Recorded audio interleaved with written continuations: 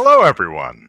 Welcome to Hello. Molehill Mountain, episode, what is this, 38, because last week was 37, so this week we're going to do episode 38. Andrew Eisen here, along with E. Zachary Knight. Hello. Hello. So, all right, I guess my first question is, and it's just a speculation, because speculating is fun, but All right. what do you think is going to be easier to find on store shelves in the coming weeks? The Nintendo Switch or the NES Classic Edition?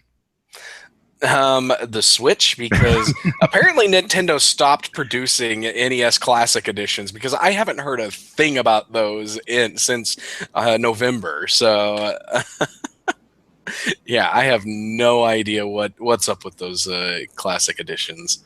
Yeah. Well, we heard that they did produce 2 million Switches for its launch month, its first month. They probably have not made 2 million NES Classic Editions in the several months that it's been out. Yeah, I know. I gotta wonder Like, why they haven't 200,000. They didn't mass produce those. Fine. Yeah. So, But yeah, the Switch though, it's only been out for what, 2 days now. So all yesterday. No, what day? It came out yesterday. Yeah. Well, yesterday morning, day, and so, then this is the end of the second day. Yeah. So 2 days. But I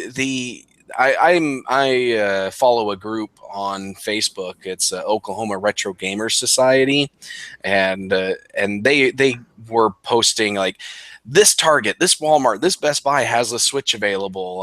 So if anybody was at the store, they would say how many they saw on the shelves and let people know. So they yeah, they're not flying off the shelves like the Wii, but they're not understocked like the NES Classic Edition was. Right. But they are still selling fast enough that you might end up having to go to Craigslist or eBay and pay $100 premium in order to get one if you want one right away.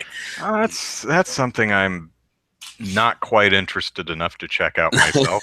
Yeah, what price Switches are being hawked for on eBay right now? Hi. Last I heard, I haven't actually officially checked. This is Jacob, by the way. Hey, He's Jake. decided to crash the podcast.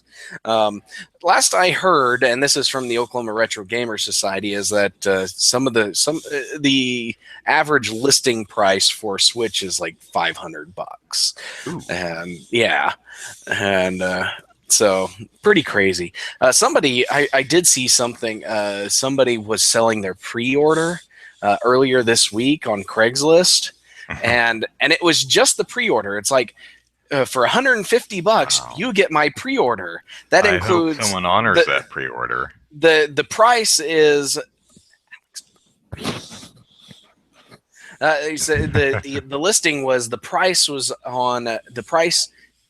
$50 to reimburse him $50 that he put down on the system, and then $100 for his time and effort. And so it's basically you're basically paying $400 for the Switch. Nice. All right, let me scroll back in the chat here. Gregory asks me if I'm excited for the Switch yet. No. Games, sure. The system itself, no. Matthew asks, what do we think about the insane Zelda scores? Basically, Zelda is... You mean all the zero scores, like the 0 and 1 star reviews it's been getting from people who haven't played the game? It has been. For some reason, it's getting review bombed. What's interesting is it's doing pretty much the same thing that the film Get Out did the previous week. It's like got perfect scores all over the place, and Zelda. Yes. So it's getting solid. I think the lowest I've seen is 95%, or I think maybe some 9 out of 10s every now and then. Yeah, everyone loves it, and so what do I think about that? I think it's probably simply just a very, very good game. Yeah, and so something else. Somebody posted a screenshot that had Breath of the Wild's Metacritic score, and then Skyward Sword's Metacritic score, and the user scores for Breath of the Wild was 7.3, and the user score for Skyward Sword was 8. So people are like, this is what Bong does, guys. Yeah. So, well, thank you, Shade. We try. Literally trash? You know, one person, was it you, Shade? One person said that I, Andrew Eisen, was literally everything wrong with America. I was like, wow, that's kind of impressive. Eat it, Donald Trump. Wow. It's me. It's me. So, actually, who was it? It was Jordan. Yeah, we'll get to that in a bit. Do we have the NES Classic? I don't. I'm not in the market. I don't either. Yeah, if I find one on a store shelf, I would buy one, but I'm not paying $200 on Craigslist or eBay for one. I'm sorry, but if there's one sitting on a store shelf when I have the money to buy one, yeah, I'll get one just because I think it's cool. I'll have to look on Amazon for some extension cables for the controllers though, because a 3-foot controller cable. No, I'm not doing that. But yeah. But speaking of Amazon, starting just March 1st, Amazon is going to be charging local sales tax for Oklahoma buyers, which sucks. Yeah. So, of course, it's still going to be cheaper than buying locally because because they have cheaper prices, lower prices. Yeah. Shade says, "I've barely discovered your channel. I guess that means you've recently discovered my channel. So, well, welcome. If the podcast is not to your liking, and I know it's not to everybody's liking, I have like 500 other videos to watch. So, hey, browse around and see if anything strikes your fancy. I've got a couple really popular ones."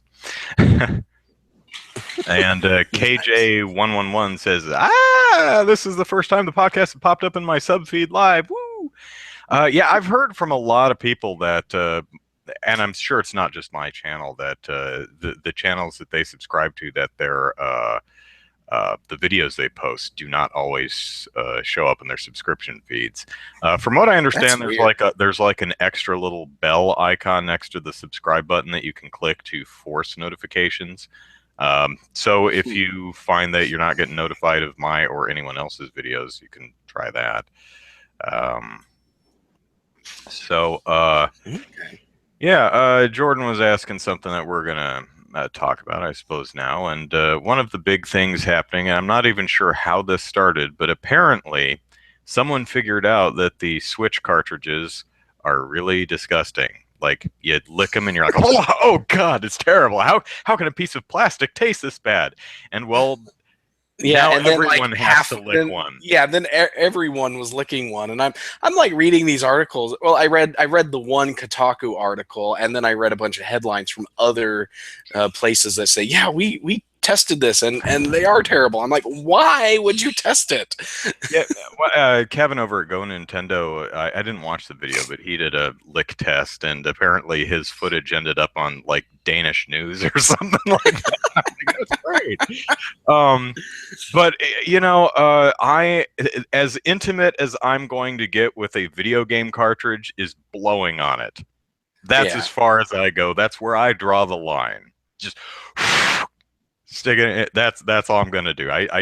I believe you that it's disgusting. I really don't need to test that out myself. But Polygon got a response from Nintendo, and Nintendo said a bittering agent called denatonium benzoate has been applied to the game card to avoid the possibility of accidental ingestion.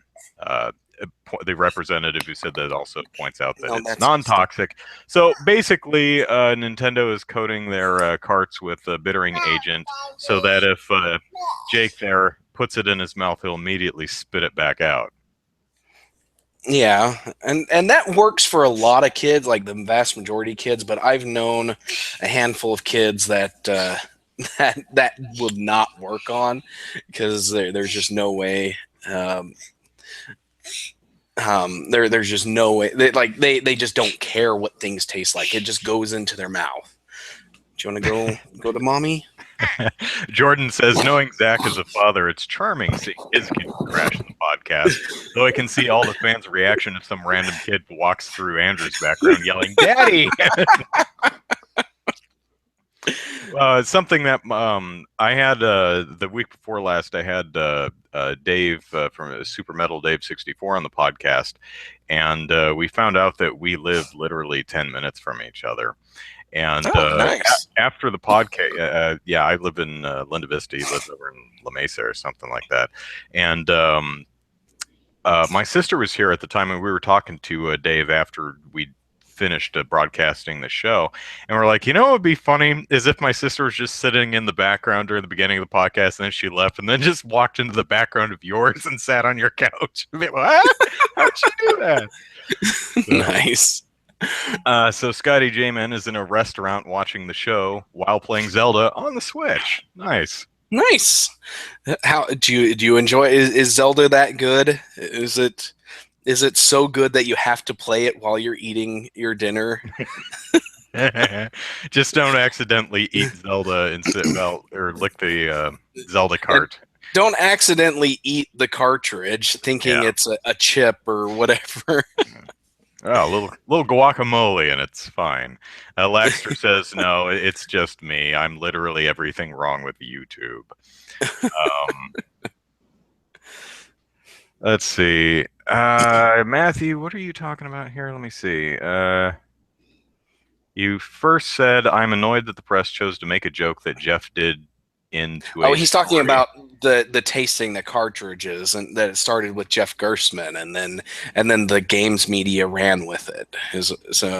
Oh, well, it's kind of whatever. It's funny, I guess. It's kind of like unboxing videos. How many of those do you really need to see? I mean, unless unless you come up with a fun way to a unique spin on the unboxing video.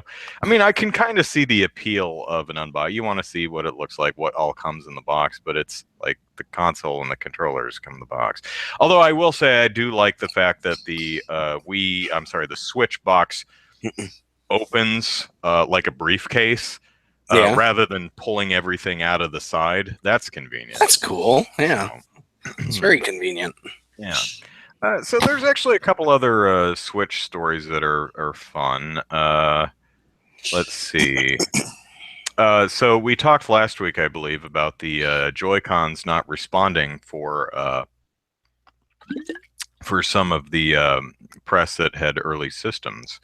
And Nintendo, on its support page, the North American support page anyway, actually has a section which addresses this. Joy-Con not responding or responding incorrectly when used wirelessly.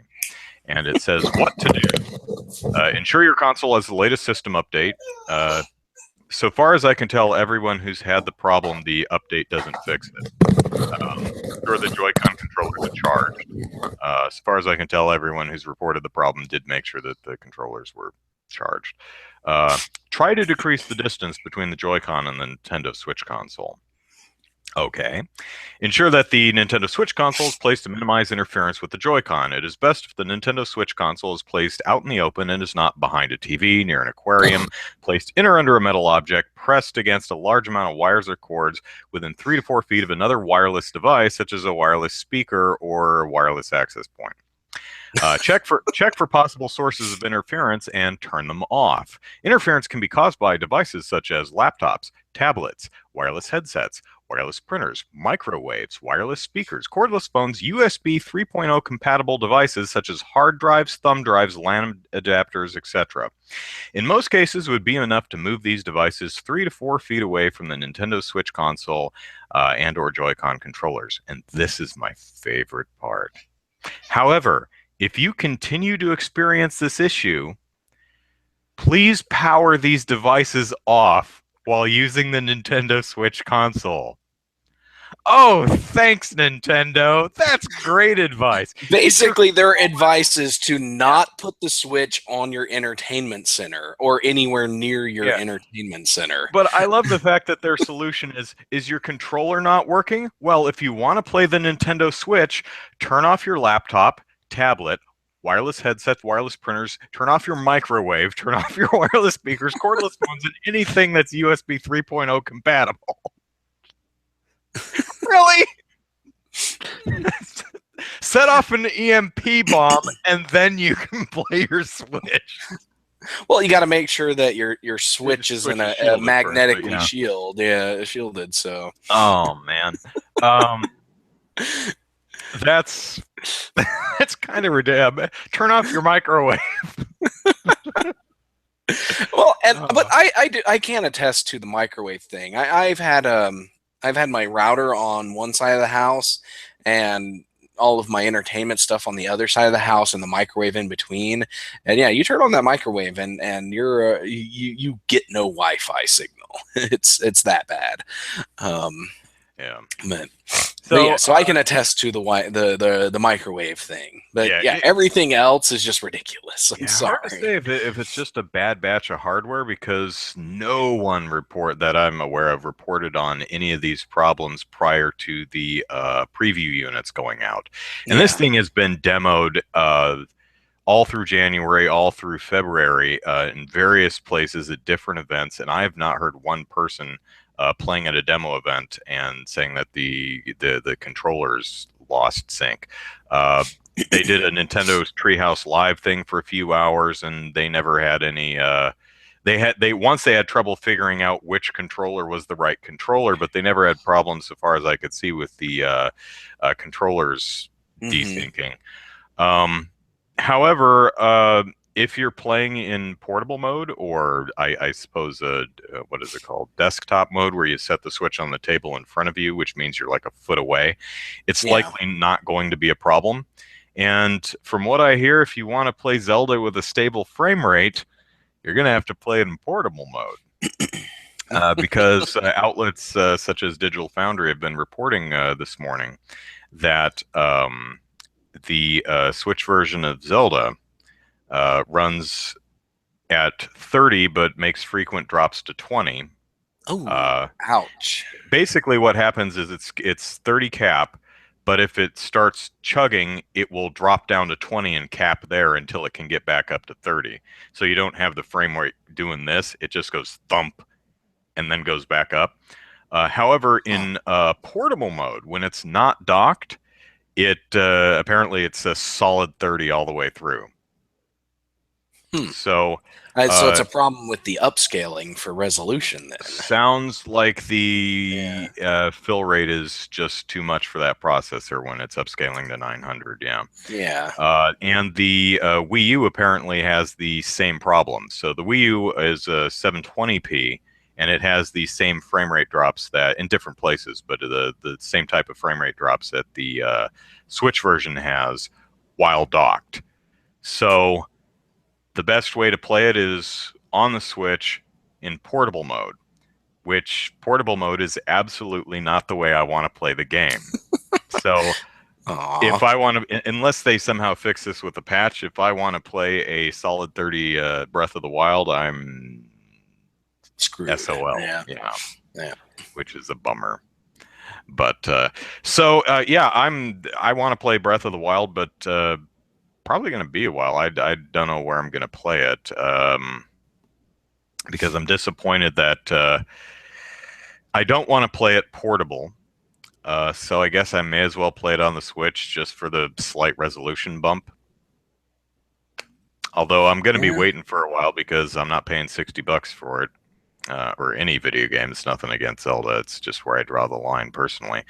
And also, I'm still waiting to see what the DLC is and if it's something that I want. And that's going to dictate how much I spend on Zelda in the first place, if I have to spend $20 for DLC later down the road. So it might be a while before I play Zelda, but I got plenty. I got a whole shelf of unplayed games over there. So. Well, what is your best estimate for getting a I guess the best term that's coming to mind is Game of the Year edition, but that's not really what Nintendo does. But an edition of Zelda that comes with everything, including all the DLC. What is your best estimate of when that's going to happen? Probably never. Yeah, you don't think Yeah. Nintendo's going to do that? Nope. Maybe the next console, if they re-release um, Breath of the Wild 1080p edition, it'll have all the when they do some type of next gen remake for Breath of the Wild, it'll probably have the DLC stuff. But I don't see that happening. Nintendo rarely ever does that, and um, there's just not a whole hell of a lot to the DLC. Well, at least not that we know. Not that we know Yeah, of. they haven't given us the details yet, Right, unfortunately. right. But it sounds fairly slight. I mean, uh, the first thing is 3 treasure chests that have stuff in them, just regular random crafting materials and food and stuff. And one has a T-shirt. And then in the summer, we're getting, it unlocks hard mode. And since you're paying $20 in part for this, hopefully it's more than the enemies hit harder. Hopefully, it's something like the original Zelda. You know, when you put in when you first beat the game, or you put in your name as Zelda, Yeah, and it mixes up the dungeons, the items, the enemies. Quest, sure, Yeah, that'd be yeah. cool. That would be cool. If that's what it was, then that would make it worth it, I think. Even though to me that probably should have been in there to begin with, but at least it would be something that is likely worth the money. But yeah, but if it's just like the Tower of Trials or Dungeon of Trials or whatever they were talking about, then yeah, that's totally not worth paying money for. It sounds like the fall one, the story and dungeon thing. It's really going to depend on what that is, and if I feel it's worth $20, and that's going to dictate how much I'm willing to pay for and when I get Breath of the Wild. Cybergen says, isn't it just the left Joy-Con? Apparently it's most noticeable and most problematic with the left, but it does happen with the right too. But yeah, the right a couple of outlets have verified it, but it's just the left one, because you're constantly using the analog stick for movement. You notice it more often, and the right one, you're just using the face buttons for action. The right stick is the camera. You're bumping it every now and again, so it's not as noticeable. Yeah. Eddie Santana has a Switch here in the chat and says no problem with the Joy-Con. Yeah, it's not everybody, so it's possible it's just a bad batch. So yeah. Let's see. Gregory asks, which Switch color will you be getting, black or neon? Well, I'll be getting the regular black one. What about you, Gregory? I'd probably buy the black one and then buy a set of neon ones, so for the extra set of controllers. Just or do it the other way around. Depending on what's available at the time. I'm not too thrilled about the colors, but I could. But my kids would like the colors. So yeah. Let's see. Matt says they should stop marketing the Switch as a home console and just call it a portable already. I talked with Dave about this 2 weeks ago, and I think there would be value marketing this as a portable, an awesome, amazing portable that can also hook up to your TV, like free Game Boy Advance player, instead of a console. A weak last generation console that is portable.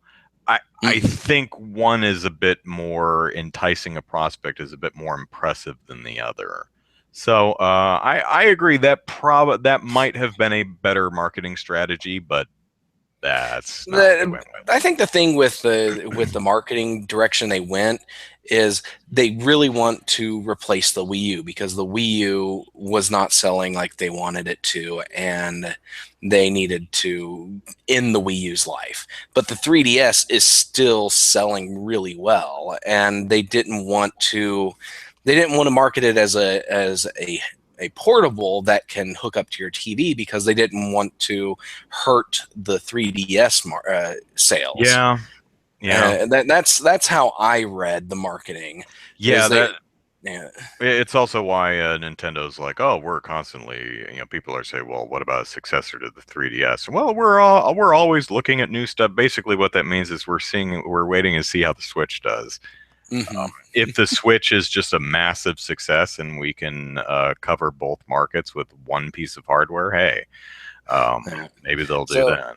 Zombie Slayers asked what our opinion on the price of the games and the Pro controllers are. We talked about this when Nintendo Hmm. first revealed the pricing, and the Pro controller and the dock, the extra docks, and basically everything is overpriced. The Pro Well, controller is overpriced yeah. by at least 10, probably $20, and the Joy Cons, the set of Joy Cons for $80, that's overpriced by 20 for And sure. the dock is Uh, 90 yeah, and the dock is overpriced by like $50 at at, least. at least. Yeah, the So, accessories are absurd. The $300 for the Switch itself, well, I'm cheap. It's more than I want to pay, but yeah, I think it's for what it is. I think that's a fairly reasonable price for yeah. Wii U plus plus in a tiny little box. Which actually leads to Matthew's question, which just scrolled past. Hang on a second, where to go? Where is it? Did you delete it? Where'd it go? Or was it not Matthew's? Uh, No, it's 13U Cube. I'm sorry. Do you think they'll scale down the Wii U like the Wii Mini and release one? No, no, probably because not. there's no demand for it. Yeah, I think they will move the most popular games from the Wii U, like what they're doing with Mario Kart 8. I think we'll see yeah. Mario Maker and Smash Brothers. Oh, For yeah. If they don't Switch. release Mario Maker for the Switch, then they're doing something wrong. Yeah. Yeah, because I would love to just sit there with the Switch in my lap and making levels on the thing and then popping it in the TV and playing them there. That would be a lot of fun. That would make the Switch worth it for me, I think, because Mm. Mario Maker is an awesome thing. And then if they come out with a 2D Zelda Maker, that would be even more awesome. Well, it's interesting. They had a chat at GDC where they had kind of a Zelda maker in Well, order yeah, to they they test they things for yeah Breath they of the Wild. prototyped yeah they prototyped Breath of the Wild out using old school like the original Like Zelda original style Zelda, yeah. graphics. Yeah, and that was really cool. I watched that video and I'm like, yeah, I would love to have another game like this, and because Yeah. it just looked really cool. And it was actually they did it. It was actually done 3D. They just forced the camera perspective to make it look 2D, and that Yeah. that was Yeah. really cool. So Jordan, can you ask bucket list questions? We're probably going to be on the Switch for another 10 minutes or so, but sure. yeah, Uh, Matthew says all the Switch stuff is 20% more than it should be. About that, yeah. at Nick Bradley. least, yeah, Two yeah, Switches overpriced. Yeah, I think it's $50. Should be a pack in. yeah. Or it a or come with cheaper the eShop. it either be a pack in cheaper on the eShop or a pack Come in with with a the controller. Joy-Con Yeah, pairs. yeah. Yeah, the pair of Joy-Cons. Yeah, Hmm.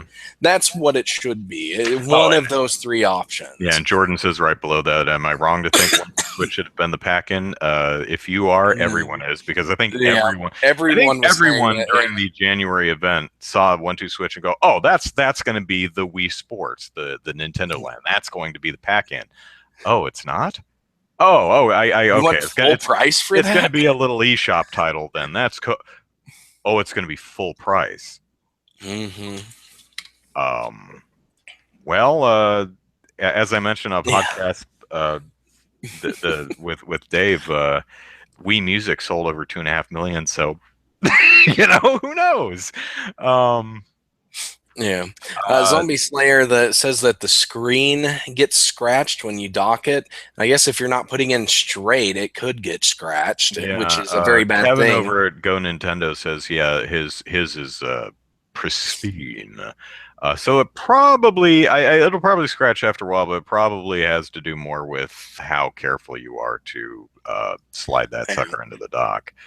Yeah, and you could get I'm sure some third-party accessory companies are going to make a tempered glass a screen protector like you can get for your phone, and then they'll do that for the Switch, and you could buy one for $20 or whatever, and put that on your Switch, and that will protect your screen from getting shattered. I've actually had a tempered glass screen protector on my phone, and I shut my phone into the trunk of my car, and Ooh. there was this huge, it was like shattered right here, and it spider webbed out across my phone. And I was like, crap, I ruined my phone. And I peeled off the tempered glass, and the screen of my phone was perfectly fine. It was great. I'm like, yeah, that tempered glass was worth it. Yeah. So that leads us to another topic, which is Dbrand, who apparently is a company that makes skins for various tech devices, has Hmm. been testing the skins available on the Switch, and they're finding that skins will kind of rip the finish off. Yep. Uh, but PDP, Performance Design Products, uh, put up a Facebook post yesterday that says, "We're aware of concerns regarding the quality of our Nintendo Switch skins being an officially licensed product. These have been rigorously tested and approved by Nintendo. Both Nintendo and PDP take great care to find the right combination of materials and adhesives that work for the system. Consumers should have confidence that our skins feature the quality and performance you expect from an officially licensed product." Which doesn't say it doesn't mar the finish of your console, but it's just that it meets the standards you'd expect. It's like, well, so if I expect it to, if I can peel it off without killing the finish. Yeah.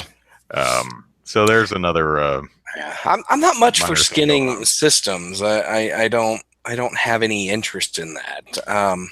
I put this on my phone because I don't want my phone to shatter, because it's a $400 piece of hardware that I carry in my pocket, and I don't want it to get broken. Um, I've got this little rubber thing around my PSP just because it came with it, and I never bothered to take it off. And really, that's it. I don't theme my electronics. It's not Yeah. that interesting to me. Jordan says, I feel Nintendo's never going to beat Wii Sports as a pack-in. Well, if you mean Mm, like popularity and success, I suppose, but I would say that every single pack-in previous to Wii Sports beats Wii Sports, including what you mentioned with Tetris as yeah. Game Boy, but also Well, Mario, and then Mario and Duck Hunt on the NES, and Mario World and yeah. Well, Super I NES think on I the think the Vita. thing with Wii Sports was a reason for people who weren't Nintendo fans, who Or weren't game fans in video general. game fans in general, to actually spend $250 and buy a Wii. Yeah. And that's what he's talking about. The same thing happened with Tetris was packed in with the Game Boy, and people who never thought they would ever buy a handheld game system was like, wow, Tetris, and they bought it. I don't remember how much the Game Boy was at the time. I didn't buy my first Game Boy until the Game Boy Pocket came out. And I Yeah, I didn't yeah, buy the Game Boy. Number one, I've never been a handheld gamer. Number two, I thought the Game Boy sucked.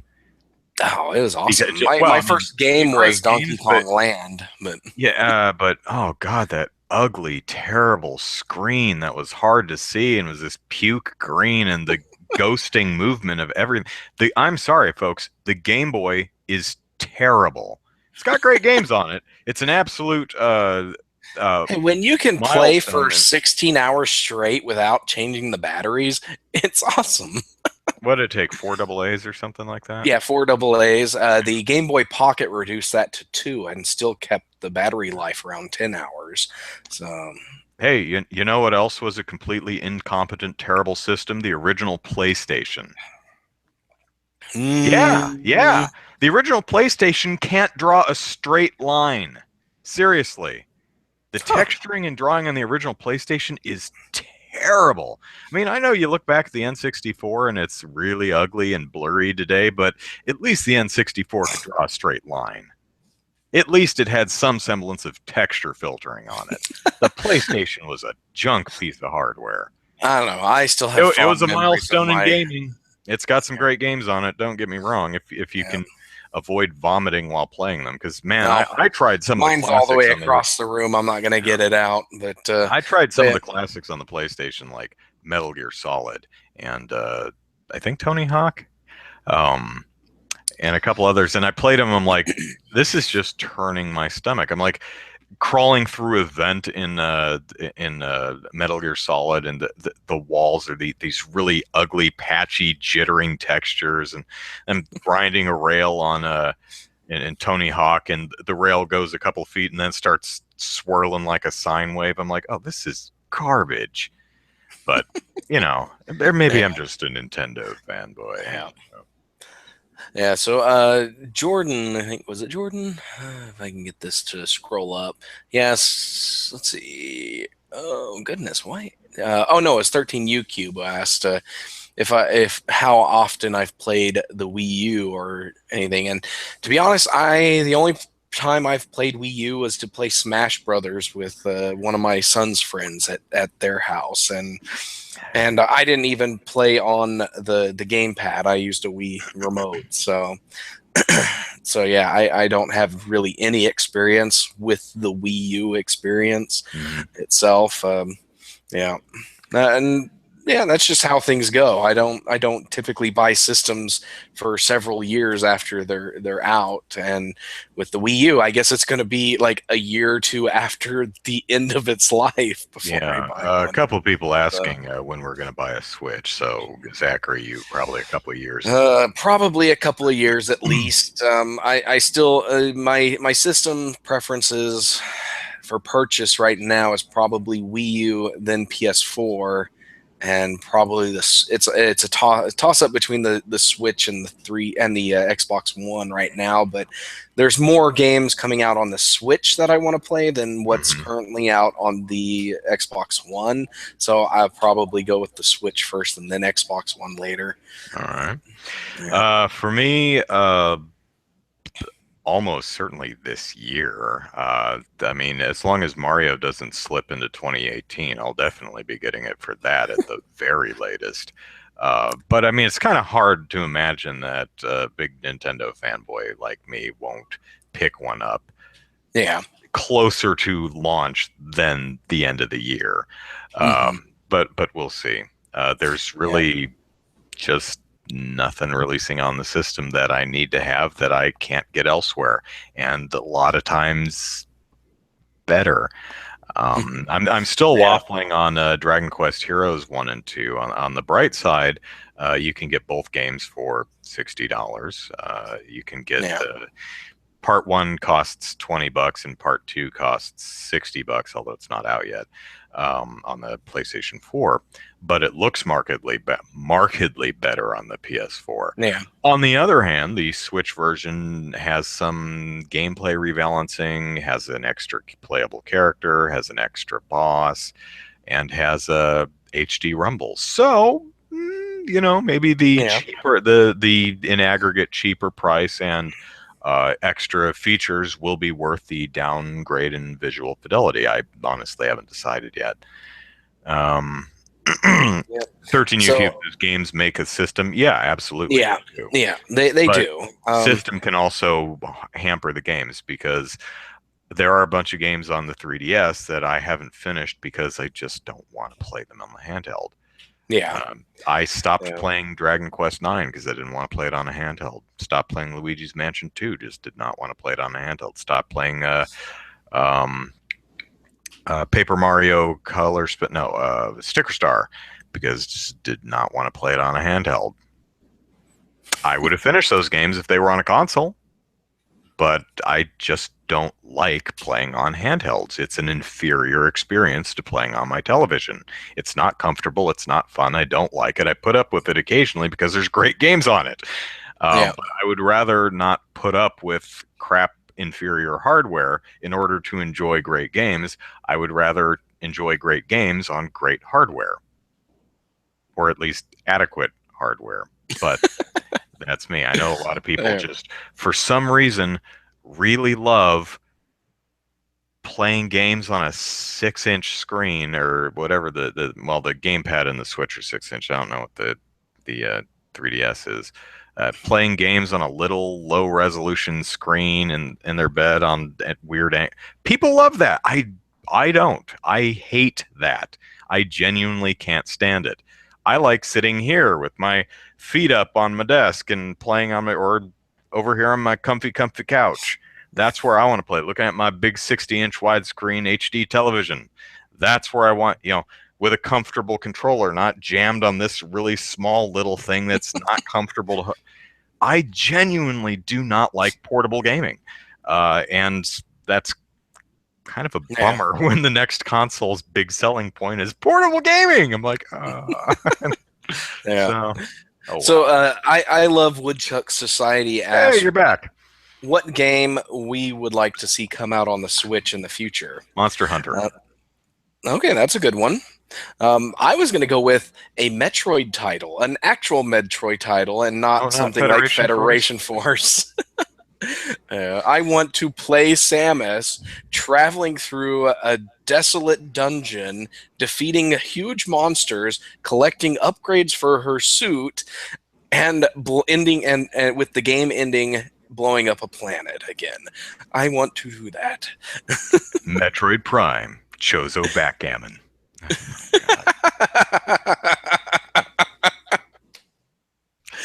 Oh, man. What I'd like to see in the next Metroid game is Samus actually hunting bounties.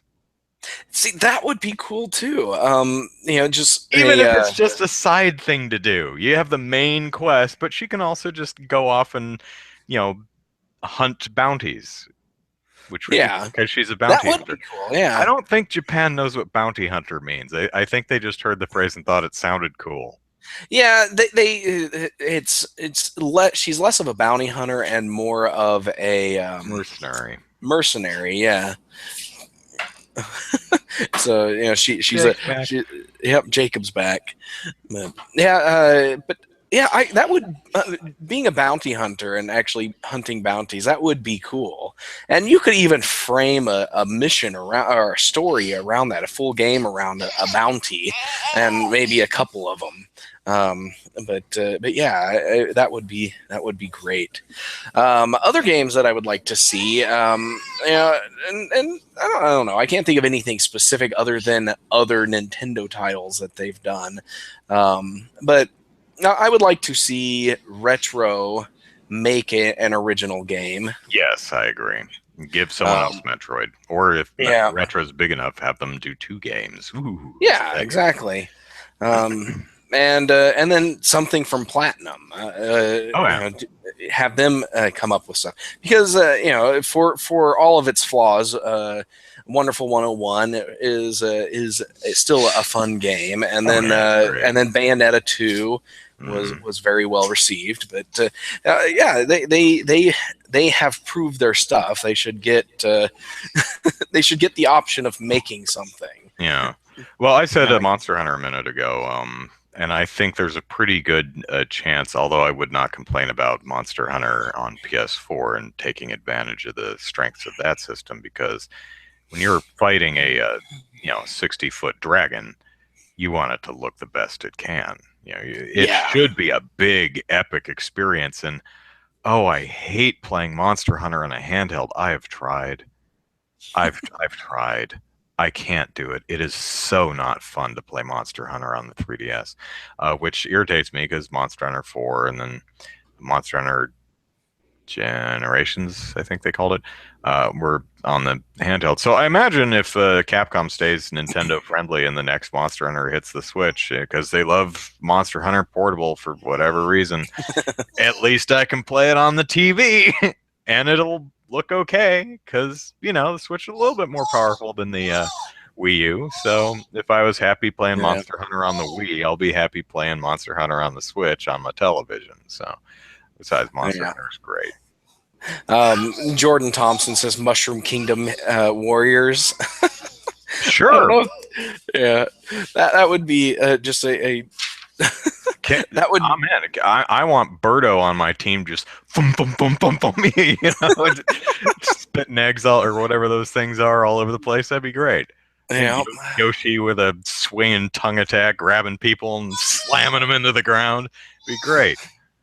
Yeah. As long as they put Mallow and Oh, Gino and Gino Mallow. in there. Yeah. Oh, loud.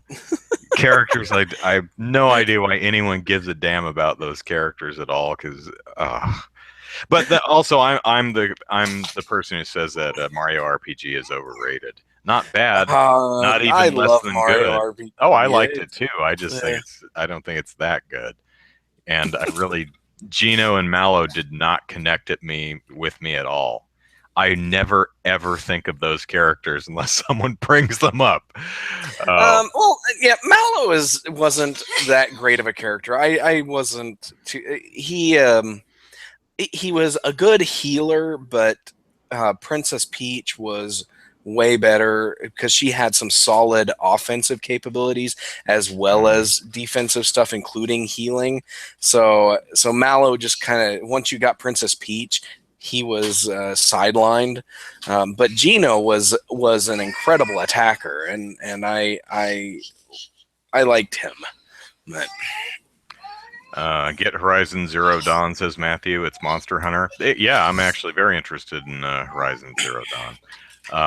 It's not exactly Monster Hunter, but it does have really awesome big monsters that you shoot with bows and arrows and stuff. It looks really fun. Yeah, it's I can't pronounce that name at all. Ieinl. Wow, Ienl. EU. Since when was graphics fun? Well, graphics are always fun. Do graphics make a game? No, but they make a game better. So, Scotty, console sales are dropping in Japan, so I bet Monster Hunter would be on the Switch. Yeah, I would too. If I had to put money on that somewhere, I would say that the next where's my cord here? The next Monster Hunter would be on the Switch, and I'd be fine with that because Zachary, I can't hear you at all. Did you mute yourself? There you are. no, my son muted me apparently. Ah, Yeah. Okay, but yeah, need a Switch cartridge, boy. yeah, I think when I buy a PS4, Horizon Zero Dawn is going to be one of the first games I buy because it just looks awesome and I want to play it. Yeah. King Vasuki. Hi, Andrew and Zachary. Hello. First time live, welcome. And are you looking forward to something from Monolith Soft? Well, that is Monolith Soft that's making Xenoblade Chronicles 2, right? I believe so, yes. Yeah. So looking forward to that because I've liked their last two. So yeah. Jordan says they had obscure characters in Hyrule Warriors, so for Mushroom Kingdom Warriors, they could use the Toad King guy from Mario 2. What is his name? Wow. I know you're talking about. I'll think of it probably at like 3 in the morning. Ah, of course. Pauline. Pauline should be in more. She should be in Mario Kart and Smash Brothers and stuff. I miss Pauline. Yeah. Shoot, what Wart? Well, that's the bad guy Frog King in Super Mario 2. Yeah. Oh, so another thing with the Switch is we found out, if I'm remembering this correctly, and correct me if I'm wrong, but I think we learned a month ago or so that Zelda would not save to the game card. Yeah, save to the system.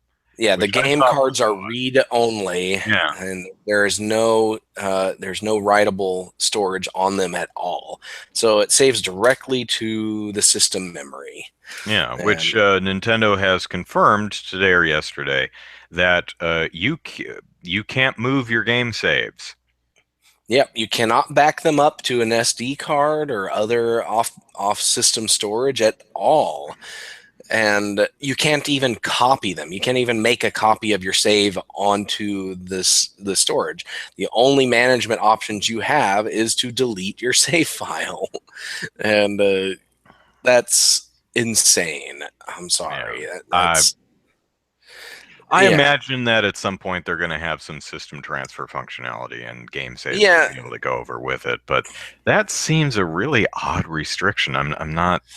I don't get even why they do that, unless Yeah, that's some weird opens some weird I was vulnerability. reading the comments on Kotaku, and the theory that was rolling around there was the reason they're doing this is to prevent save state hacking, like hacking your save file, and which is sometimes could open up the system for uh, vulnerabilities that would allow you to install homebrew software or whatever, or pirated games on there.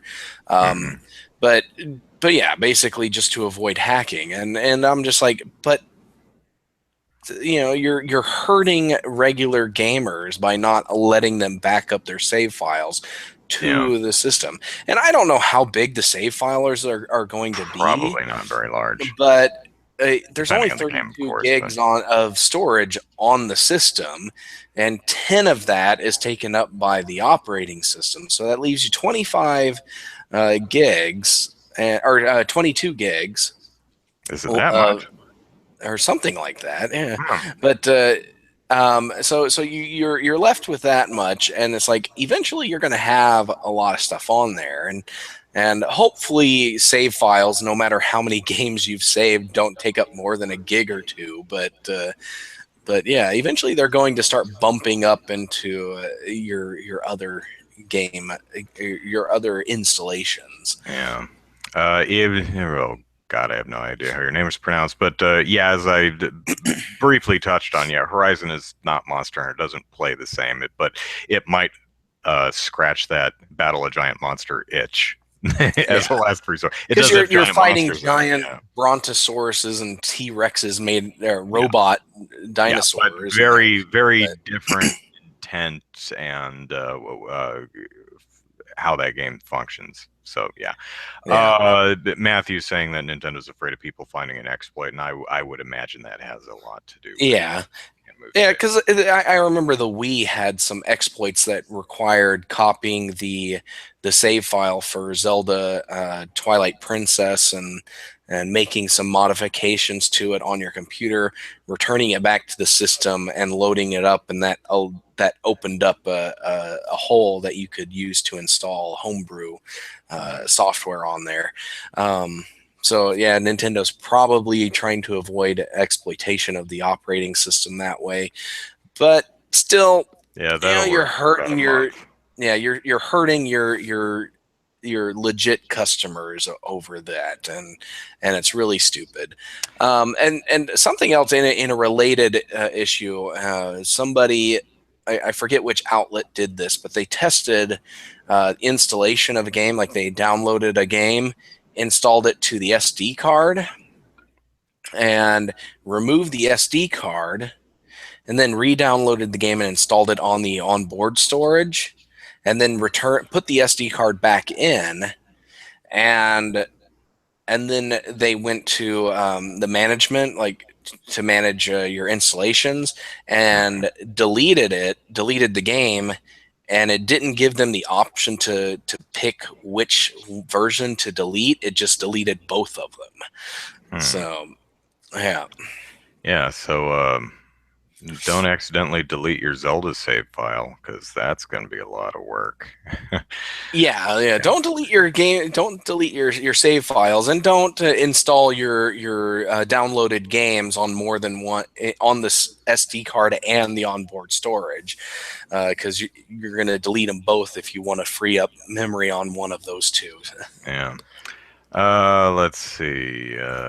Trilink asks, do we think the Switch may have been released a tad early? It seems the Switch would have benefited from a summer launch as opposed to a spring one. In a broadly, no. In a couple senses, if it waited for a summer release, it might have. The release schedule would be compressed a little bit, and there would be more games in less time. We'd be a lot closer to.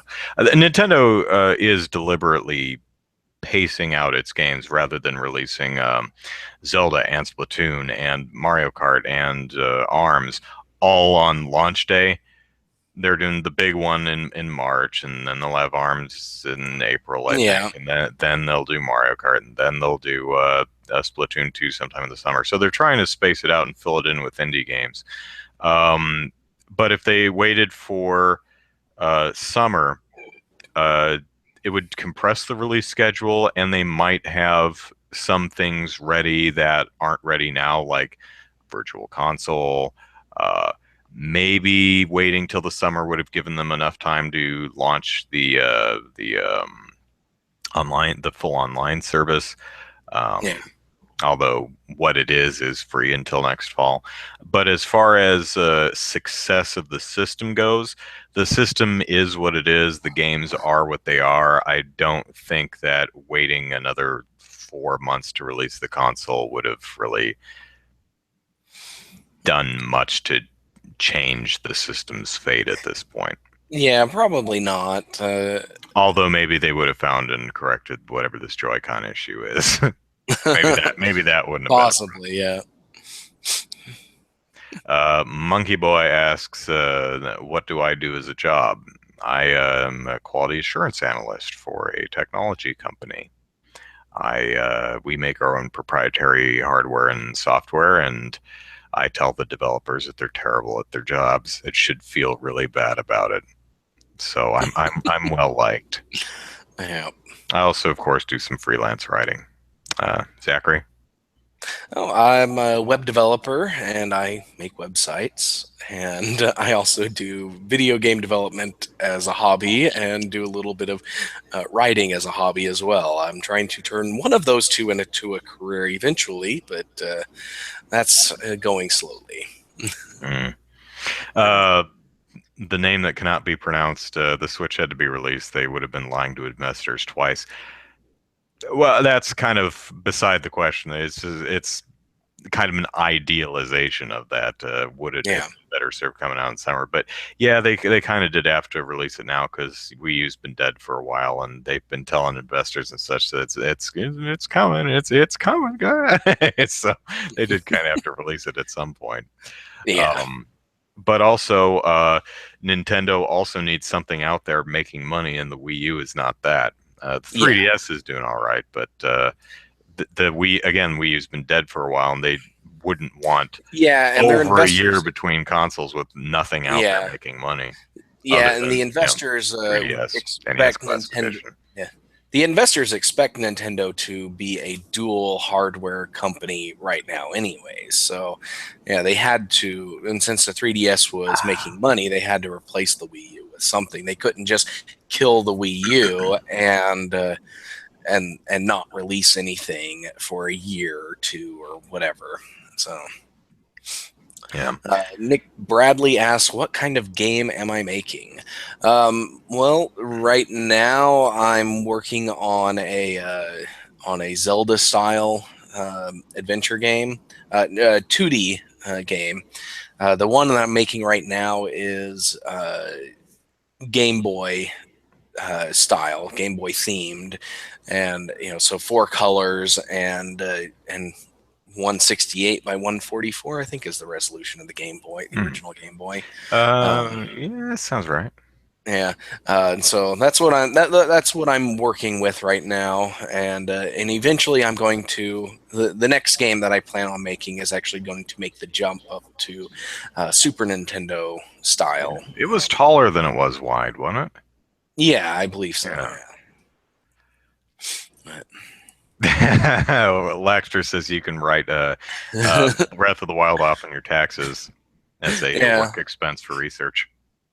yeah. I've bought several games like that, and I'm like, yeah, I'm just researching. And my wife's like, why are you playing video games? It's like I'm just researching. I'm you know, You know, as a reverse engineering these as a gameplay elements. as a freelance writer and as a YouTuber who talks about video games and does monetize his content, I can actually write this stuff off my taxes. But number one, I don't make that much money, and number two, I don't have so much stuff to write off that it makes really any damn bit of difference. Yeah, and the IRS frowns upon your expenses exceeding your revenue multiple years in a row. So Yeah. yeah.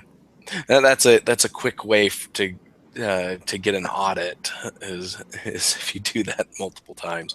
When will Yeah. my game be out? When it's done. I don't have a launch day planned.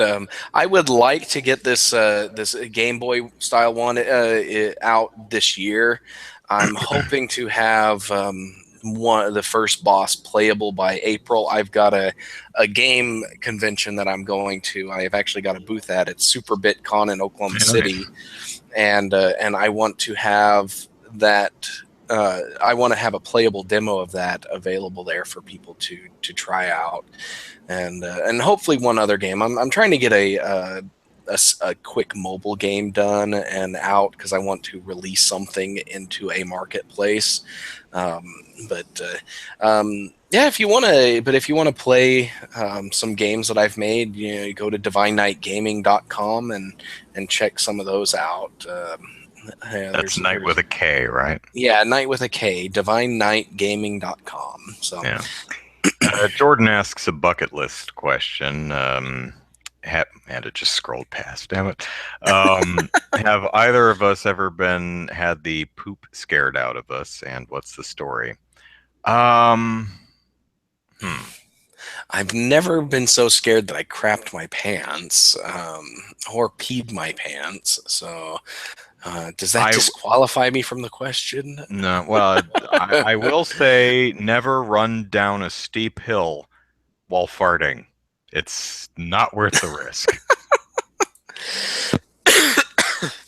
Um, I've been startled. I did one of my favorite kind of startle stories is I was playing Turok Dinosaur Hunter for the N64, and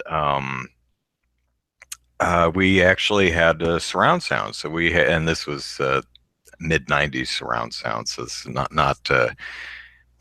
quite as impressive as it would be today. But we had speakers in the rear, and so I was playing a Turok and wandering around. It's a first-person game, and I heard something rustling behind me. And so I just spin my character 180 degrees, and suddenly, Velociraptor right in my face! And I went, ah! And I literally jumped and vocalized, doing, ah! Because I had a Velociraptor right in my face go, bah! So Nice. that made me jump, and that was pretty awesome. Yeah. That comes to mind. Yeah. Well, I have been scared in the past. That's no big deal, or nothing I'm hiding. There was one time I'm trying to remember how old I was at the time. I think I was like 10 or 11, but I went to a friend's house for a sleepover birthday party, and while we were hanging out, and this is we were staying up really late, and it was like 11, 12 o'clock, somewhere around there, and and then all of a sudden we hear these weird noises from outside the house, and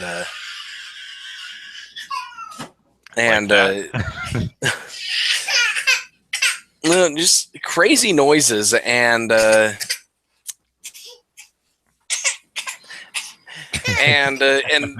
we were all running, trying to figure out what was making these noises, what was going on, and and and we were all just like, everybody started, was freaking out and everything, and and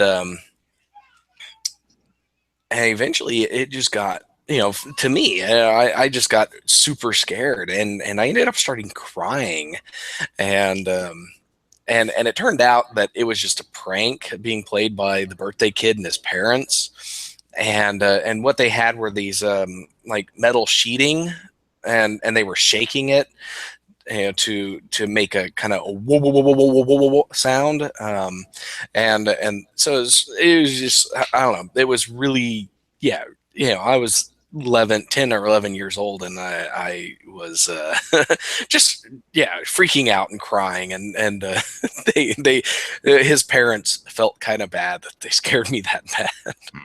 But, I'll have to think on that one. but I'm yeah, I'm so emotionally stilted that I don't feel much at all. So I'll have to think. yeah. I'm sure I've been But scared at some point, but nothing sticks but a out. gaming for a gaming scare, I went to some local game developers were making a VR title, Hmm. and they had a demo of their game at um, they at the local college, and I was playing it, and I had the VR system on, and the game was a stealth game. You had to sneak around this office and avoid the security drones, Hmm. and you had to solve puzzles in order to advance. And so I was playing the game, and I was trying to work on a puzzle, and then I turned around to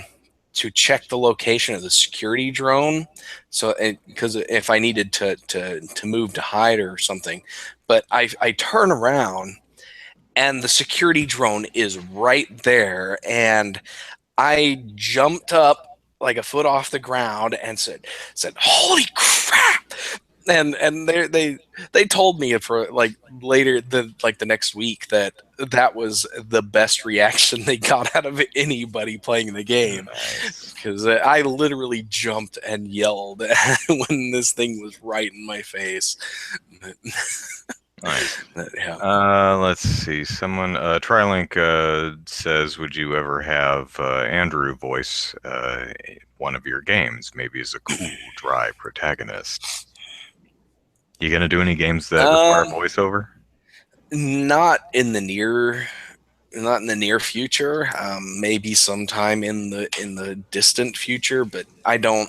I'm I, I'm one of those indie developers that don't like to spend money, Yeah, and because I would charge you like $50 for my services. yeah, and so yeah, and to me, I think very few indie games benefit from actual voiceover voice acting. They would be, most games that I've played that had voice acting, it would do just as well without it. There are some exceptions like Bastion, with Hmm. that guy, because that Yeah, that that actually helped build the mood or and get something you like into Stanley it. Parable, which is like literally Yeah, the idea of the game. yeah. For anyone wondering, I actually have done a voiceover for a game. Shapes of Gray, I think, is what it's called. Let me double check that. But Secret Tunnel Gaming, Shapes of Gray. Yeah, Shapes of Gray. I'm looking at my Wii U here because the developer Trent Steen, I think his name is, um, asked me to do a apparently the very end of the game, and you must have to beat the game more than once because it beat the game and I didn't hear myself. But apparently my dialogue clip is in there. It's a paragraph of text, and it's a very his direction to me was, I want you to, very Stanley Parable intonation. So this is the story of a man named Stanley, that kind of a thing. And so I did that for him, and uh, yeah, so my voice is in a game somewhere.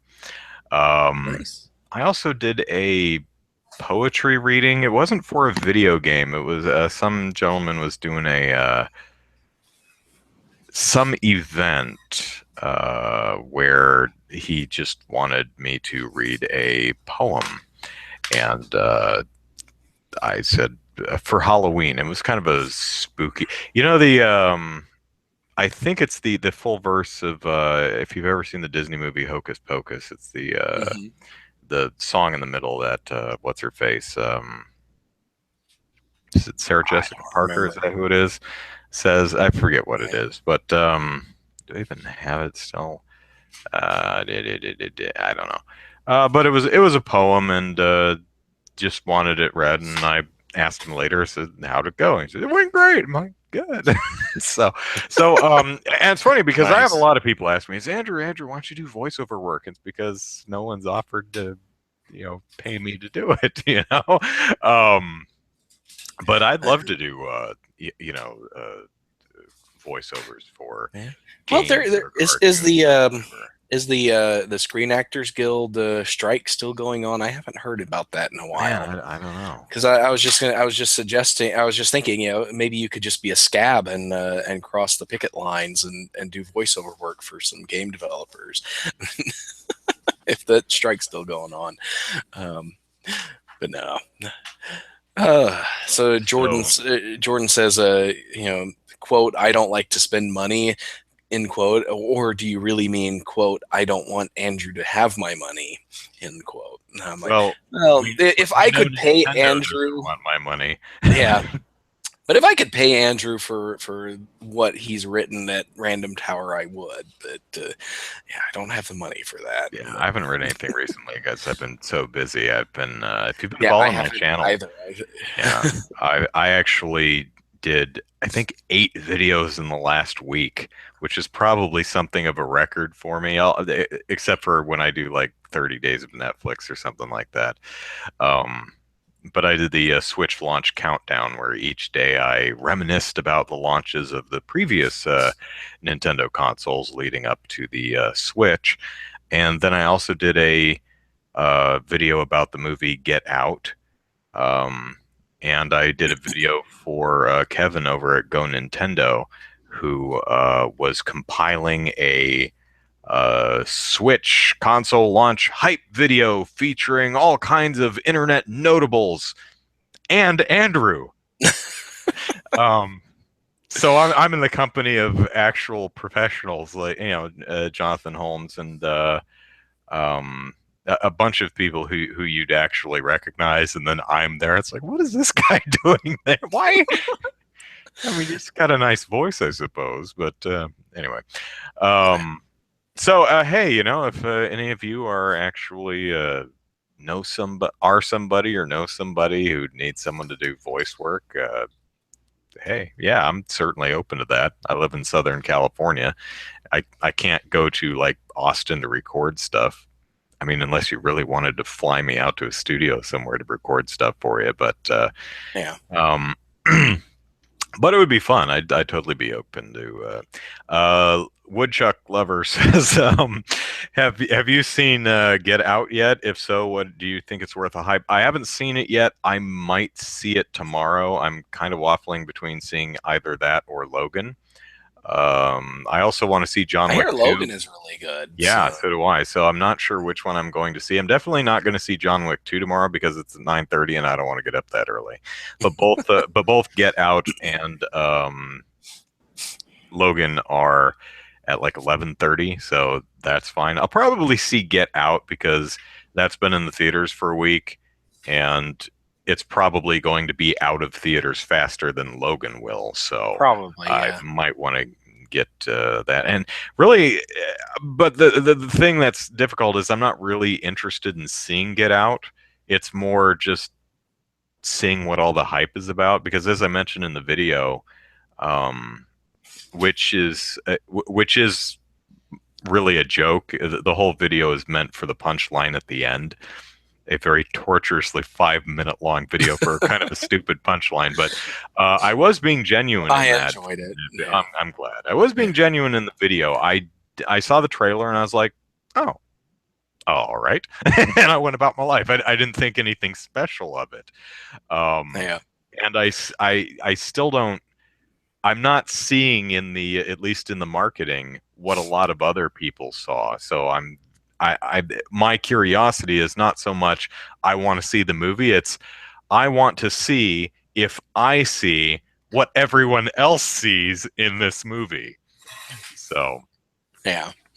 Yeah, I probably won't see it, at least not in theaters. And earliest would be when it hits Redbox.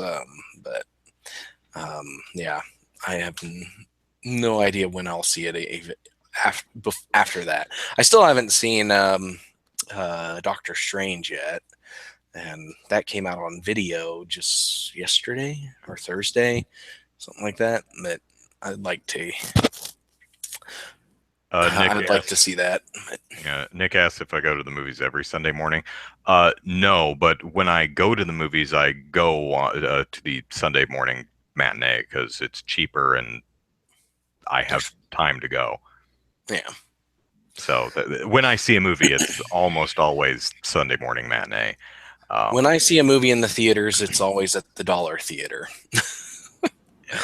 Yeah. Well, I guess not always. I did go see Rogue One at the normal theaters. Yeah. I don't know if I'm senpai, but MSD 8115, I do notice you. Um, are we going to see Ghost in the Shell? Probably. Well, I wouldn't mind seeing it eventually. I'm almost Yeah, certainly not that's going to the another theater one. to see it. I've read the book or well the manga, and although it may have been novelized, and there may be a novelization of it. I've read the manga and I saw the original movie, seen the sequel too, and while the movie the anime is gorgeous, uh, I wasn't really blown away by the film itself. I was like, Yeah, it's all right. yeah. There's I a lot of watched the elements of it that anime. I like, but overall as a movie, I was like, it's fine. So I'm not really gung ho to see it. Also, the movie looks like just a live action version of the anime, which I've already seen. So I'm. It's kind of like Beauty and the Beast. I've seen Beauty and the Beast, and this looks like the exact same movie, only live Pretty action. much, yeah. So Yeah, both movies, I'm like, show me an 8-minute reel of various bits of the film to give me an idea of how it translates to live action, and I'm good. But yeah. I'll probably see it at some point. Ghost in the Shell is one of those movies that I'll see it uh, red box at the earliest, but I don't really have an interest in it. Same with Power Rangers. I'm not a fan of Power Rangers and have Yeah, no all right. interest in seeing the new Too movie. old for it, I suppose. The R-rated Power Rangers. I don't think they're ever actually going to release an R-rated Power Rangers. Well, they did They the guy who's doing the Castlevania Netflix thing and did Dread and did some that other stuff. Did that short, yeah, short online, which I thought was funny because he was obviously um, doing it as dark and gritty and R as a joke. yeah, Look, this is what it would be if you did it dark and gritty and R, and well, not surprisingly, a lot of people are, yes, that's what I want. It's like, oh god, you realize it was a joke, right? But yeah, whatever. The marketing that they're doing for the Power Rangers movie now seems to be a little bit, at least in line what I would expect a Power Rangers movie to be tonally. The first yeah. trailer was like, what are you doing? That's not what anyone who enjoys the show would want to see. I don't think. Well, maybe they just saw the reaction Yeah. to that online thing. And So we got to get some of that. Matthew says that Hollywood always butchers anime. They will never get it. And I'm like, yeah, come on, guys. The Well, Last maybe Airbenders was someday. awesome. Yeah. Re- I'm just kidding, guys. Yeah. The Last Airbender was terrible. The show is awesome. I love the show. I still haven't seen it. I Um, need to see it yeah. because that's You what I gotta hear. watch it. Great. And then the Korra. the I hear Korra is really series, good, too. yeah, that one is really good. I think I personally like the Korra series better than the original one, but they're both really good. So it's like it's comparing which one do you like, apple pie or pumpkin pie. They're both awesome. They're both pie, but I like pumpkin a little better than I like apple pie. So yeah. Now you make a live action Ninja Scroll, and I'm there. I want to see that because that movie's amazing. If you could play any character in the Marvel Cinematic Universe that isn't taken already, what would it be? Squirrel Girl. No. At least that's a Oh, character that's not goodness. taken. Um, The characters that are running through my head are just characters I want to see, and the two I want to see are Squirrel Girl and She-Hulk. And I kind of yeah, want to I'm see trying to think. a series, a She-Hulk like Netflix series, like a courtroom drama, just with Yeah, She-Hulk. Because I think that'd be I want to great. play. I want to play Miles Morales so that people can complain that he's being whitewashed. Oh, okay, sure. No, I'm That- just kidding. I wouldn't want to do that to anybody, but yeah. But no, I can't think of any Marvel characters off the top um, of my head that I would want to play. Uh, Gambit. I you're the one. don't know if I'd have to Well, learn a Cajun accent, he's I suppose, but he's technically taken by Channing Tatum, sure. but they have not moved on production on that at Mo- all. Move your Uh, ass, Tatum. I'm coming for you. Um, maybe maybe oh golly, I'm trying to think if there's any character that I even care about that I haven't seen in a Marvel movie, because I'm not a comics book guy, and so um, yeah, I can't think of anything. you know what I'd like to say? I would have liked to see, and this is what Powers was supposed to be, but I think a damage control show could be a lot of There fun, we go. Yeah, at least as damage a mini control. Yeah. series. Um, I guess the Wrecking Crew would be a cool the and villains. that Spider-Man's. Wait a minute, are Uh, those Spider-Man villains? One has a I think they crowbar, came one out. has the ball and Yeah, chain thing. yeah. I actually think those were Thor villains originally. Are they? I think, but they in all the animated shows they've been featured in Spider-Man and Hulk and the Hmm, Avengers cartoons. So they just kind of been they're like sea level characters, but. yeah. Oh, the King Kong, Kong Skull Island. Yeah, the island The of one Kong review I Skulls. saw said that it was a really good Looks King fun to Kong me. movie. Yeah, So I'm looking forward to seeing that. If I haven't checked out Saga of Tanya the Evil, I should. Is that a what is it? Is it a comic book? I've never heard of that. The Saga of Tanya the Evil. I've Might never have, heard of it either. yeah. So Oh, the Huntsman from Spider-Man. Craven the Hunter, you mean? Hmm. eh, I've maybe the Chameleon. The Chameleon I always thought was a really cool villain in Spider-Man, and hasn't made an appearance in the cinematic universe. it's an I anime. think that would be cool. Is it on Uh, Crunchyroll? Oh, speaking of anime, let me address one more thing. We can get to anime. Oh, oh man. Cry Lian. Andrew, why do we only ever see you in a black shirt? Uh, would you prefer I wore no shirt? Andrew Because does own a red shirt. He was wearing one in his Valentine's video. that's right. I wear it, Yeah. and in the few videos you've seen me do, four-part barbershop songs, I'll put on a different colored shirt for each of the parts just to kind of differentiate the The video. characters. Yeah. Um, yes, no shirt, please. Yeah, I've done that once. Not on a podcast, but I do. The Check man out, your game could sell to. right, Nintendo Old Spice parody. Check that out if you like. Um, really, I'm boring and it makes my laundry really easy. I just like black. It's I can look in the mirror and go, yeah, okay, that works.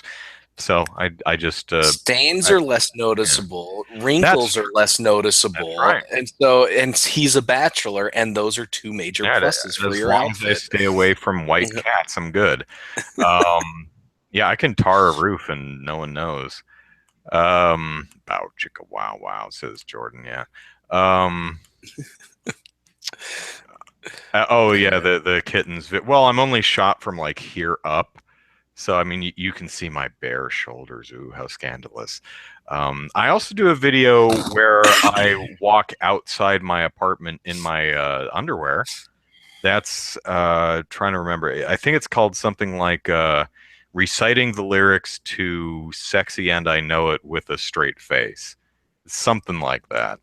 And I guess I just spoiled the joke in the middle of the video, but there you go. Um, Jordan says I'm the most chill goth in history. Yeah, I suppose. Speaking of anime, I actually was watching because I cared nothing about the Academy Awards. In fact, I didn't even know that they were going at the time. I watched an anime called something like Interviews with Monster Girls. which is only a few episodes in, but after having seen Monster Musume, which is a harem anime with monster girls, uh, and it's Monster Musume to me is like the original Purge movie. It has a great concept, and it does nothing interesting with it. It like does the least interesting thing you could possibly do with such a really neat concept. The Purge, you have this for 12 hours, one night a year for 12 hours, all emergency services are shut off and all crimes are legal, so you can do whatever the heck you want. That's a really fun premise. You can do a lot of interesting things with it. What do they do with it? They do a bog standard home invasion flick that really has almost I nothing want to to do with the watch a Purge at movie. all. I want to watch a movie set in the Purge universe where you follow a group of people who on Purge night cheat on their taxes. Yeah, and it only counts if they actually file their taxes that night. So they Yeah, have to go out and post it without getting killed or something. Of course, these yeah, days with the internet, that doesn't make much sense. But yeah. anyway, so Uh, I found The Purge really frustrating because it's just a kind of a lame home invasion movie and not really well done that almost ignores this really cool thing that's happening outside. Monster Musume actually sets up this really interesting world of half human creatures and how they function in a modern human society, and how politically that works, and racism and crimes, and it's got a lot of really interesting stuff. Every monsters seem to be like second class citizens who need a kind of human host, or human like chaperone. They can't go out in public without their human chaperone, and there's all the it's a lot of really interesting stuff, and they just do a harem anime, and it's like, oh, the guy fell over and face planted in her gigantic boobs. This show, that's like that's all the show does, and it's really frustrating, and because it could be so much better, unless face planting and boobs is all you want out of a show, in which case, hey, that's the show for you. So I watched an interview with Monster Girls, seeing what they would do with the concept, and uh, it's about a guy doing his college thesis on demi-humans, monsters, and he's the biology teacher at a high school. And this year, there's 4 demi-humans at the school, so the show follows his uh, relationship. So it's interview with the vampire, only with a bunch of different creatures, and not really boring. Uh, and it's okay, it's fine. The thing that I found most interesting is you have interviews with monster girls, but the monsters are a vampire, which is almost indistinguishable from a human, a succubus, which is nigh indistinguishable from a human, an ice woman, which is nigh indistinguishable from a human. She's basically cool to the touch, and she cries ice. Her tears freeze in little ice balls. That's it. That's it. And a Doulahan, which is the headless horseman, right? A being that's head is not attached to its body. It kind of has to carry its head around. And it's weird that you're going to do a show with monsters in it and use 3 out of 4 of the most visually uninteresting monsters possible. I'll give Monster Musume credit in that case. It uses visually interesting monsters like yeah, because lamias and harpies and centaurs and arachnes and cyclops and ogres and interesting looking, visually entertaining monsters. Interview with Monster Girls is like, let's have 3 characters. You look at the poster for Monster Girls, you're like, where are the Monster Girls? Even the Doulahan is holding her head kind of like in front of her shoulders. So you really have to look close and go, oh, she's holding her head. She's a Doulahan. Okay. It's so weird to me. The show's okay though. It's hmm a better show than Monster Musume, I think. But Monster Musume, at least from a visually interesting creatures, it definitely has the lead there. yeah. Uh, why are there so many Russians on Counter Strike Go? I don't play it. I don't know. Maybe they just really like it. Psychopaths. Oh yeah. Heard of it? Haven't seen it. Purge makes no sense. How does a concept even make sense? It doesn't. It's just fun. Yeah, I mean, if you look at it and say, well, how would this actually work? It doesn't, but it's still just for a horror movie. It's a fun high concept. yeah. Um, I have seen Idiocracy, and it is very oh yeah, entertaining. Yeah. yeah, it's fine. I've also seen Brazil, which is entertaining in its own right, kind of confusing, but still fun to watch. Um, have you seen Brazil?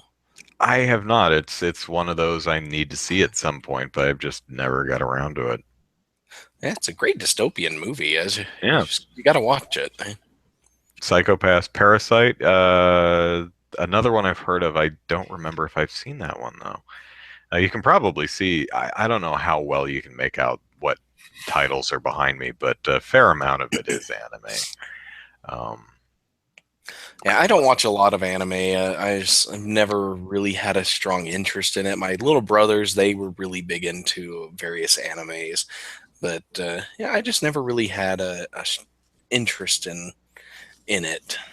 well, go So ahead.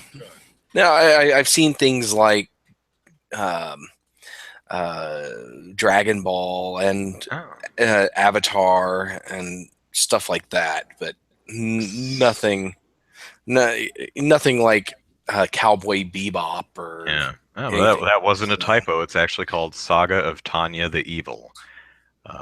That's it. Interesting. Uh, Yeah, sure. I'll check it out. Let's see.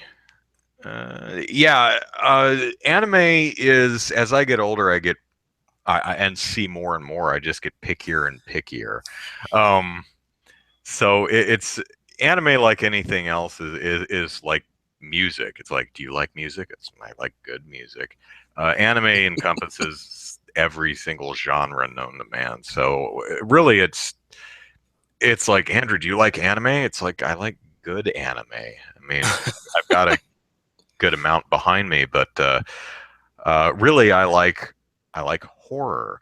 I like action. I like not really into relationship just dramas too much, unless there's like a interesting sci-fi element or you can't see it, but Crest of the Stars and Banners of the Stars is over there somewhere, and that's a basically a relationship drama about two kids, and but it's a sci-fi adventure, and it's actually really good.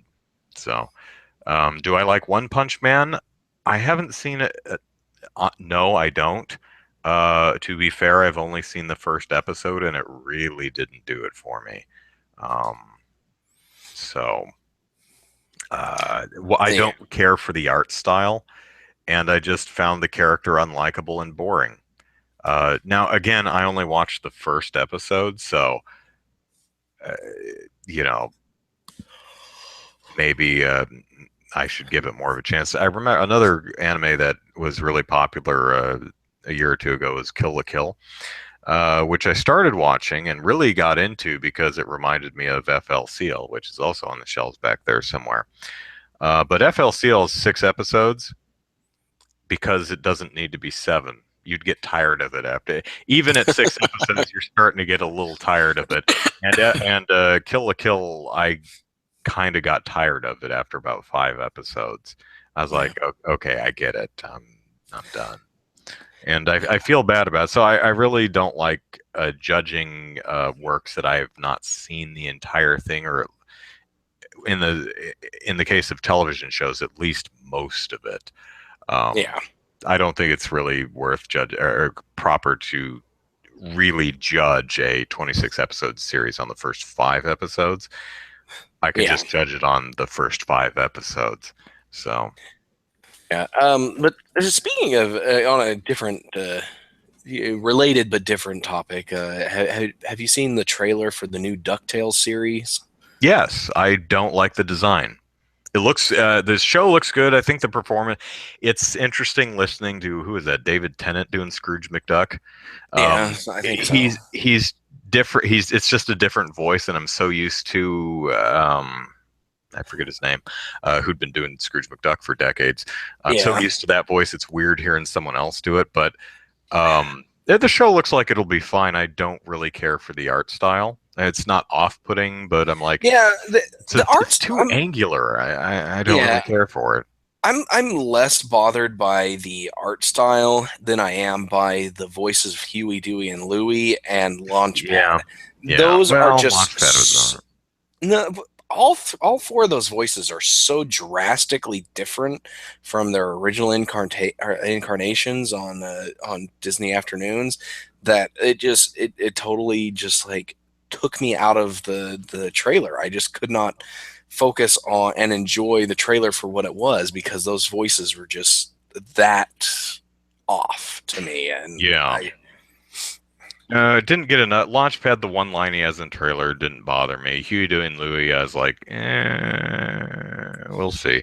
It looks fine.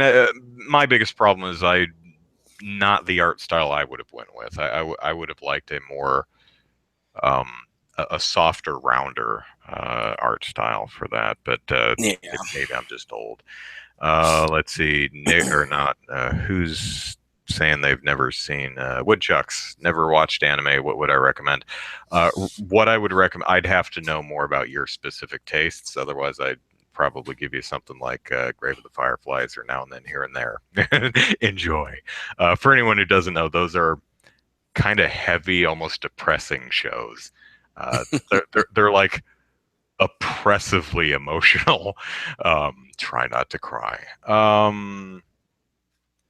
It depends. I mean, it depends on what kind of stuff you like. If you like gory things, Yeah.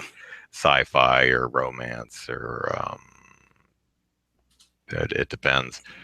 Boku no Pico. I think I've heard that before. Romantic anime. Romance animes. I like Ayori Aoshi. That's to me a harem anime done well. Basically, one guy, a lot of girls. But what makes this one work for me is one, the guy is not a hapless loser that you can't understand why any of the women are gaga over. And number two, he and the main girl are together and in a committed relationship from the start, really. So there's no will they, won't they. You don't wait 3 seasons for them to start holding hands. They're in a relationship already, and a Yeah. solid, loving relationship, and that's something you rarely ever see. And that was something a very large part of the show that I very much liked. This really big one right here is I think from the 80s. It's called Kimigure Orange Road. It's your typical kids in high school relationship genre, but the interesting thing about this one is the lead is an Esper. He has like teleportation, telekinetic powers, and then how that works in the show. It's not strictly sci-fi, but pretty good show. I like that one. Yeah. So yeah. Oh, Jordan says I've been wanting to watch or I can't pronounce this one, Oremo, but I can't find it anywhere.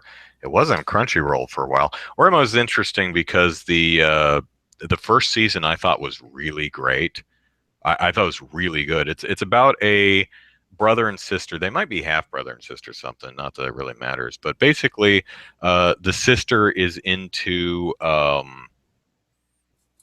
hentai. Uh, little sister hentai porn, uh, and her brother, and she confides in her brother about it, and they end up bonding over that secret.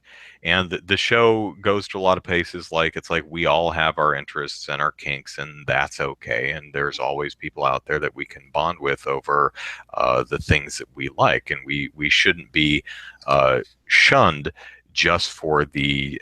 It almost feels like a repudiation on people who look down their nose at anyone who likes cartoons or anime or manga or things like that. And it's the relationships are solid. It's a fun show. I thought it was pretty great. And then I saw season 2, which was so terrible. I had to go back and make sure I was watching the right same show. I'm like, wait a minute, this is the second season of the show I'm thinking of, right? Oh, the second. See, I made it like 2 or 3 episodes. It is phenomenally terrible. I don't think I have ever seen a season to season drop in quality. Like Yeah. not even art. The art is consistent. It's just like, was I high when I watched season one? I mean, this is genuinely terrible. Um, Mob Psycho 100. That's the same mangaka who does One Punch Man, so it's got the same art style that I don't like, but I have heard wonderful things about it. So Yeah. maybe I should give it a shot. Oh, here, see the charming little show called Urutsuki Doji. You'll love it. If you've never seen anime, that's a great one to start with. I The think you English probably have to spell that for some people. Urutsuki Doji. I think the English title is like a Legend of the Overfiend or something. It's porn. It's tentacle porn. But it has a story. And it has a surprisingly decent, interesting story with interesting characters. It's weird. It's disgusting because it's tentacle porn, but at the same time, it has a mildly compelling story and characters. It's a really weird watch. If you're Interesting. ever going to see tentacle porn, or if you're ever going to see hentai, I would recommend Urutsuki Doji. It's probably the cornerstone of that genre of hentai. So, oh, Samurai Jack. Did you ever Yeah. watch Samurai Jack? Oh, I I love think early Samurai Jack. 2000s. Yeah, I watched that and it's great. I love it. And I'm looking forward to season 5. It's going to be awesome. Uh, oh wait, it's season 5. It's not a new show. I know it's a No, continuation of the old one, but it's season 5. It's they're takes place 50 years after the end of season 4, and Jack has stopped aging, and he's it's just yeah, it's what what happens to him at this point, and what Aku, I think, is the dragon thing. yeah, Is Aku. he going to be in there? Are they recasting him, Um, or I because believe. Mako died? Yeah, the voice of Aku died. I They haven't shown Aku in any of the promo videos yet, like any trailers or anything. But there are some Aku spawn in there, like some ninjas that look like they've Hmm. been granted Aku powers or something like that. Okay. But he's probably in there. They probably recast the voice actor. Well, they would have had to recast the voice actor, Yeah. but. Yeah. I'm actually kind of amazed we still have this. We haven't hemorrhaged all of our viewers. You're all still here watching I us. know. That is kind of amazing. You So, guys are great. You stick Stein, around for 2 hours. yeah, Yeah. Steins Gate. Yeah, I know that one too.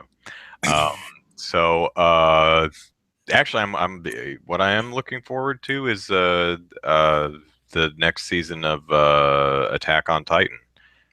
I know that's a kind of a divisive show, but I really enjoyed it. I thought it was. Did I see your longer comment earlier? I don't know.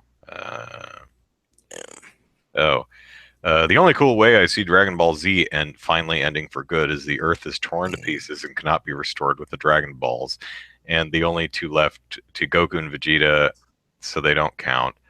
Uh, Out one last time as they speed towards each other, about to throw punches. A freeze frame into a painting of two about to fight. Yeah, all right, I hate Dragon Ball Z. It's boring. Dragon Ball Z Yeah. is what's interesting is a friend of mine is uh, I've missed so much watch. Well, there's so much anime. Yeah, I've seen a lot, but yeah, I haven't seen all that I should. Um, Dragon Ball Z. I have a friend who's a huge Dragon Ball Z fan, and I maintain that Dragon Ball Z is terrible in every possible aspect, from the writing, the story, the characters, the art, the animation, the pacing, the every single possible. It's terrible. It's all terrible. I do like I what's down. enjoyed Dragon Ball when Goku was a kid, and then after he grew up, I lost interest in it. Hmm. Now, I know a lot of people like Dragon Ball is good, Dragon Ball Z is not, but Yeah. I have a show down here.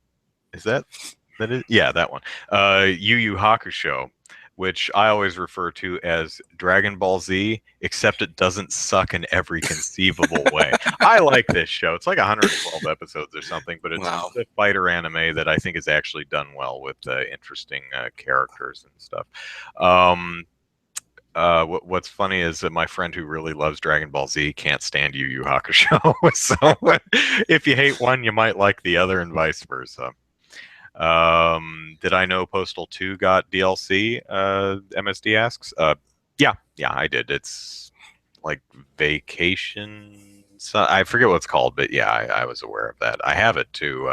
The guys at Running with Scissors, who I met at E3 actually, and then years later did the Postal 2 video on my channel. They gifted me codes for their games, so I have it all, which was really nice of them. I guess they really liked the Postal 2 video I did. But they do like it. I know they do because I've talked to them about it. Um, Woodchucks loves the podcast, keeps it going. Thanks. I'm glad you like it. Thanks. We appreciate that. Matthew says Psychopath Steins Gate are considered must-watch by almost every anime fan I've ever met. I would say so. Yeah, I haven't watched them, but I am very aware of them. So they're on the get around to it someday list. But we've been going for almost 2 hours, so I think this is a good place to stop. Sorry, woodchucks, but I need to eat. I'm starving to death. Oh God, Puella Magi Madoka Magica. I watched the first episode and I thought it was crap, but everyone tells me, no, you have to stick with it. I'm like, I don't want to stick with it. It's boring and terrible. So maybe I'll go back to Madoka Magica because I hear it goes into some really excellent places. Hunter x Hunter, I think it's the same guy who did Yu Yu Hakusho. Another one where I watched the first episode and went, nope, I thought it was terrible. One Piece is another one that I was like, nope, this is garbage. Not gonna watch that. So anyway, all right, we're drawing the line. Sign off now. Andrew Eisen, Eisen is the last name. Plug it in YouTube. Find my YouTube stuff. I just did a week-long Switch hype countdown video series, looking back at my personal hype for each of the previous launches of Nintendo hardware, from the NES all the way up to the Switch. What else did I do? I did a weird video on Get Out, examining if it's, I forget what it's called. What is it? Let me look real quick. Is Get Out really that good? I don't know. I haven't seen it yet. But Zachary liked the video. So also, I'm still working on the 10,000 subscriber celebration spectacular. I'm trying to get like another minute off of that. I may have that done tonight and maybe post that tomorrow because I've posted so many videos this week. It's like, should I wait another week? But this thing's been in the hopper for a month, so I'd like to get it out there. So 10,000 subscriber celebration spectacular. I'm hoping to have up on my channel tomorrow, maybe the next day. We'll see. So and follow me on Twitter at Andrew Eisen. I say weird things there. Zachary, plug away. All right, you can follow me on Twitter at Easy Night. I chat about various things on there: politics, gaming, whatever interests me. When I'm feel like logging into Twitter and saying something, you can follow my game development work at DK_gaming on Twitter and DivineKnightGaming.com, and my if you're interested in the Oklahoma game development scene, check out OK Game Devs on Twitter and okgamedev.com. I haven't written there in a while, but there are several game developers that are working on cool stuff. So, I want to share those with you guys more. But yeah, check out all those. And MSD, can I call you Beard Guy Zach? Sure, if you want. We could rebrand the show Beard Guy and Babyface. Or, well, I'm not that baby face. Maybe you can make fun of my, ridiculously long hair here. Um, Yeah. I mean, seriously, my hair is actually getting pretty long. I actually like being able to play with my hair because I've never been able to do that before. I mean, I know it looks horrible, but it's kind of fun to play with, so I'm having fun. So anyway, that's it for this episode.